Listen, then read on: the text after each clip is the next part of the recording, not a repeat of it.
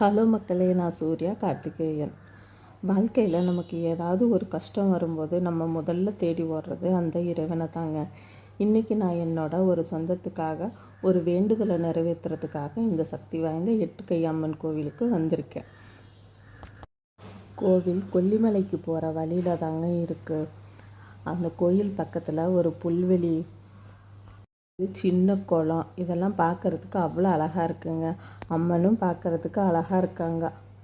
பொதுவாக இந்த அம்மன் ரொம்பவே சக்தி வாய்ந்தவள்னு சொல்கிறாங்கங்க. பிரிஞ்ச உறவை சேர்க்குவாங்களாமா. இருந்துச்சு அதிகமாக இருந்தது அப்படின்னா பூட்டு போட்டு இது பண்ணுறாங்க.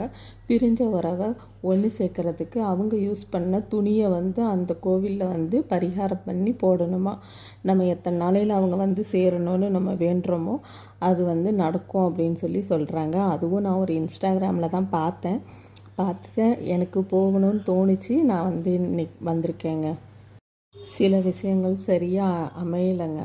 மனசுக்கு ரொம்ப கஷ்டமாக இருந்தது. சரி, நம்மளால் முடிஞ்சதை செய்வோம், மிச்சத்தை அம்மன் பார்த்துப்பா அப்படின்னு நம்பிக்கையில் தான் இங்கே வந்திருக்கேன். பரிகாரம் பண்ணுறது வெறும் சடங்கு மட்டும் கிடையாதுங்க. அது நம்ம மனசில் இருக்கிற பாரத்தை இறக்கி வைக்கிற ஒரு வழி. இங்கே இருக்கிற அமைதியும் அந்த அம்மனோட முகமும் பார்க்கும்போது எல்லாம் சரியாயிடும் அப்படிங்கிற ஒரு பாசிட்டிவ் எனர்ஜி கிடைக்குது.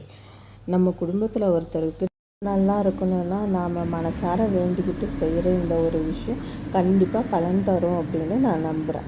நம்பிக்கை தான் வாழ்க்கை. மூட நம்பிக்கைன்னு சிலர் சொல்லலாம். ஆனால் மனசு உடைஞ்சு நிற்கும்போது ஒரு பிடிமானமாக இருக்கிறது அந்த பக்தி தான். பரிகாரமெல்லாம் நல்லபடியாக முடிஞ்சது. இனி எல்லாம் நல்லதாகவே நடக்கும்னு நம்புகிறேன். உங்களுக்கும் இது போல் ஏதாவது அனுபவம் இருக்கா? இல்லை இந்த கோவிலை பற்றி நீங்கள் ஏதாவது கேள்விப்பட்டிருக்கீங்களா? கமெண்டில் சொல்லுங்கள். பாய் மக்கள்.